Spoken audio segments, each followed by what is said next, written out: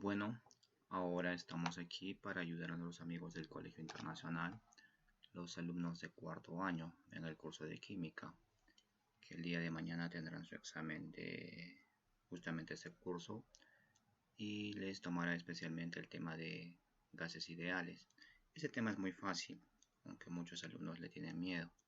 Te voy a explicar una breve teoría para que comencemos a resolver algunos problemas de la ficha que les entregó el profesor. Primeramente, te voy a explicar cómo es que funcionan las variables de un gas. Aquí tenemos un recipiente en este momento vacío, pero suponte que lo llenamos con gas. Lo llenamos con gas, entonces el gas está aquí adentro, está comprimido, ¿verdad? Lógicamente está tapado el cilindro y el gas está comprimido. Ahí van a haber ciertas variables. ¿Qué variables vamos a encontrar? ¿Qué variables? Son lo mismo que decir parámetros, tal vez el término no lo conocen ustedes. Quiere decir que son factores que ese gas se mantenga dentro de ese cilindro. Por ejemplo, ¿cuáles son esas variables? La variable principal una de las variables es el volumen. El volumen es la cantidad de espacio que ocupa dentro del cilindro. Todo el volumen del cilindro es el volumen que ocupa el gas. Y como sabrás, todos los gases ocupan volúmenes diferentes porque se acomodan al recipiente que lo contiene. La segunda variable es la presión. Quiere decir que este gas está presionado, está comprimido, está apretado, diciéndole en otras palabras, está apretado o está un poco suelto, depende del tamaño del recipiente, ¿verdad? Y por último, la otra variable importante es la temperatura. Esas son las tres variables más importantes. Este gas puede estar más frío o más caliente.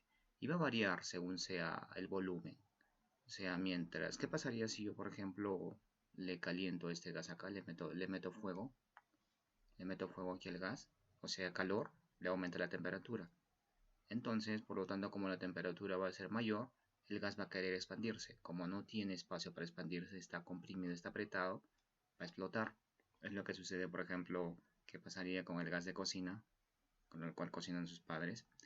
Si lo calientas, si le metes fuego, va a explotar. ¿Por qué? Porque justamente la temperatura empieza a aumentar, por lo tanto el gas quiere expandirse más y por causa de la presión va a romper las paredes con una fuerza muy alta y entonces explota, ¿verdad? Entonces estos factores de acá tienen que ver mucho entre los tres.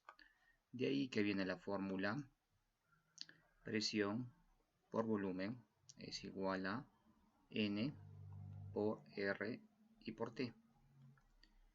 Esa es la fórmula que más se aplica en los gases ideales, en la ley general de los gases, como se dice, donde cada variable ya te he explicado qué cosa es. Esta presión es la presión con la que está apretada el gas aquí adentro, o está aflojado, como se quiera ver. El volumen es el tamaño del recipiente que la contiene, el espacio donde está ocupando el gas. R es una constante universal de los gases y T es la temperatura a la que se mantiene el gas, ¿no? Y como te vuelvo a repetir, las variables dependen unas entre ellas, ya sea directa o inversamente proporcional. Ahora, ¿este N qué es? Ese N es la cantidad de moles. ¿Pero qué es mol? Lo voy a sacar aquí al lado. N es moles. ¿Pero qué es moles? Suponte que aquí encerramos, que aquí adentro está encerrado el CO2, es un gas. El CO2, te voy a poner aquí, que esto es CO2, le voy a poner otro colorcito, es el gas CO2. El CO2 es el anhídrido carbónico, es un gas que las emanaciones, por ejemplo, de los carros o de las fábricas botan mucho CO2. Es un gas que existe en el aire, pero que no lo podemos ver a simple vista, ¿verdad? Ese CO2 tiene, tiene un peso molecular. ¿Qué es el peso molecular? Peso molecular. Peso molecular. El peso molecular se simboliza en química y también en física con una M mayúscula y una raya encima. Algunos profesores también le ponen PM, que quiere decir peso molecular. Pero esta M mayúscula con la raya es lo más usual. El peso molecular es cuánto pesa la sustancia. La fórmula en sí, por ejemplo, yo pongo aquí el CO2. Entonces yo hago su peso, busco en la tabla periódica el peso del carbono y vas a encontrar que el peso del carbono es 12. Buscas en la tabla periódica el peso del oxígeno es 16. Pero como son dos oxígenos aquí, como ves, dos oxígenos hay, 16 por 2 sería 32. Entonces sumas esos dos valores y te va a dar que el peso molecular sería 12 más 32, que te da un total de 44 gramos por mol. Quiere decir que cada mol de esta sustancia, cada mol de CO2 tiene 44 gramos, solo un mol. Entonces esto es lo que es el mol, como te hago repetir, esto quiere decir mol. Pero en realidad lo que en realidad quiere decir es cantidad de moles, no mol. En cambio esto solamente es un mol. Un mol de esto, por ejemplo de CO2, es 44 gramos. Pero aquí se pone la cantidad de moles. ¿Y cómo calculas la cantidad de moles en realidad?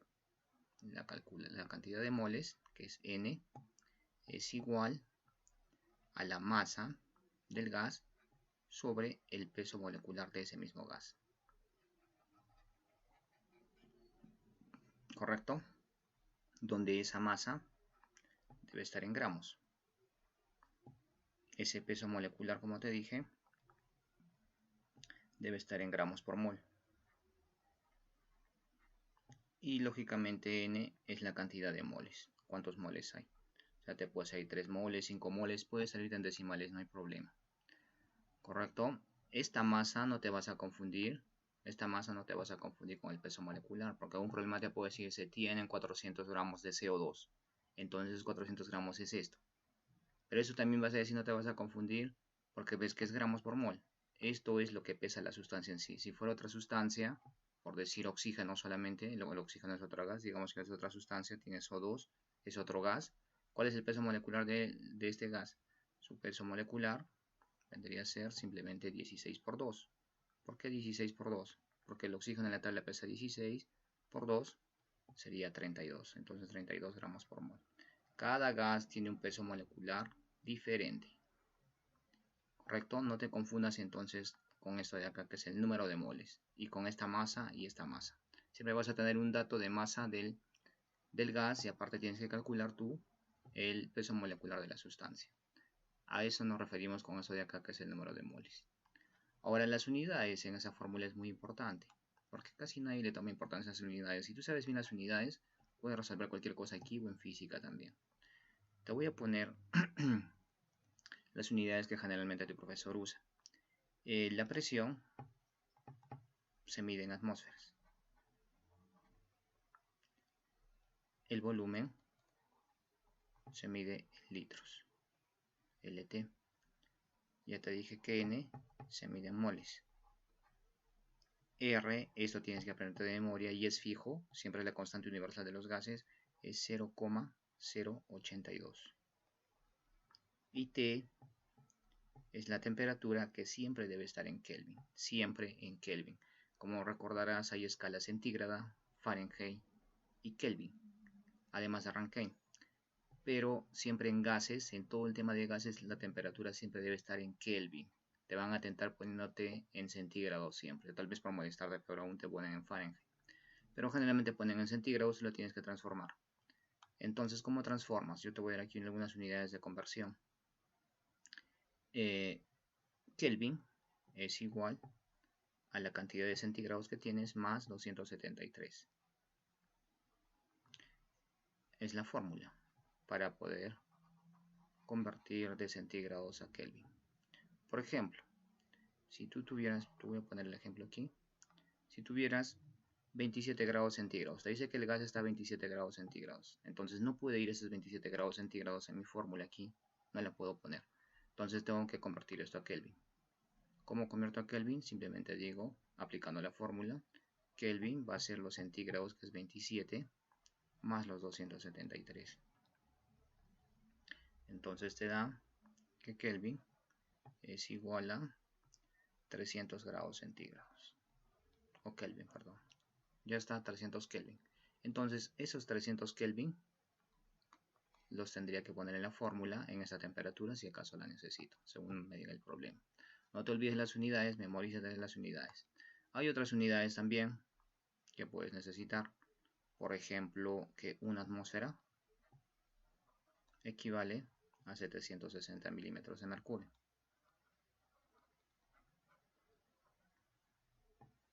O también equivale 10 a la 5 pascales.